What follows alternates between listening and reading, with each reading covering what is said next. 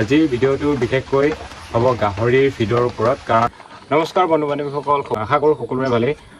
জ্ঞানৰঞ্জন YouTube চেনেলটিলৈ আপোনালোক সকলোকে স্বাগতম জনোৱা হ'ল। ধন্যবাদ জনাম প্ৰথমতে মোৰ ইউটিউব চেনেলটিৰ 2000 ছাবস্ক্ৰাইবাৰ কমপ্লিট হোৱাৰ বাবে মই সঁচাই বহুত আনন্দিত হৈছোঁ। গতিকে আজিৰ ভিডিঅ'টো বিশেষকৈ হ'ব গাহৰিৰ ফিডৰ ওপৰত। কাৰণ আমি যিবোৰ গাহৰিৰ ফিড আমি দোকানৰ পৰা ক্ৰয় কৰোঁ বহুত কষ্টলি হয়। কাৰণ যিহেতু কষ্টলি কিনা দানাৰ ফিড খুৱাই থাকিলে গাহৰিটোৰ শেষত যেতিয়া বিক্ৰী কৰোঁ আমি বিক্ৰীৰ পইচাটো লাভৰ পইচাটো খুবেই কমি যায়। চ' আমি কেনেকৈ কম খৰচতে ঘৰতে তৈয়াৰী কৰি গাহৰিৰ বাবে দানা প্ৰস্তুত কৰি, কম খৰচ মানে মুঠেই নাই ক'ব লাগিব, খৰচ নোহোৱাকৈ ঘৰতে নিজেই তৈয়াৰ কৰি গাহৰিৰ বাবে দানা প্ৰস্তুত কৰিব পাৰোঁ, সেই বিষয়ে আজি আলোচনা কৰিম।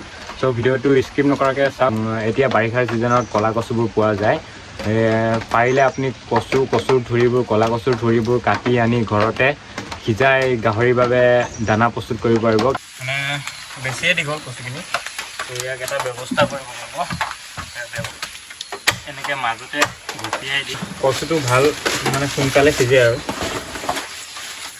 এই কাটি অনা কচুখিনি যেতিয়া আপুনি সিজাওঁতে এটা কাম কৰিব, লগতে যদি পাৰে এই ৰাইচ পলিচ যিটো ভুচি, আপুনি এই ভুচিটো মিলাই দিব।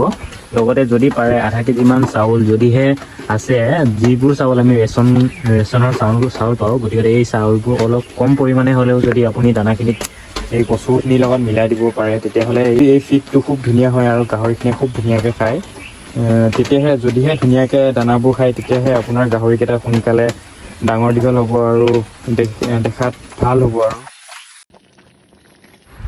যদিহে আপোনাৰ ঘৰত কলগছ আছে, যেতিয়া আমি কল থোকাটো কাটো তাৰ গা গছডাল আমি যদিহে দানা বনাই দিওঁ, লগতে কলপাতবোৰ গাহৰি খাবলৈ দিয়া হয়, তেনেদৰে যদি ফিড তৈয়াৰ কৰিব পাৰে, নিশ্চয় লাভান্বিত হ'ব বুলি মই আশা কৰোঁ।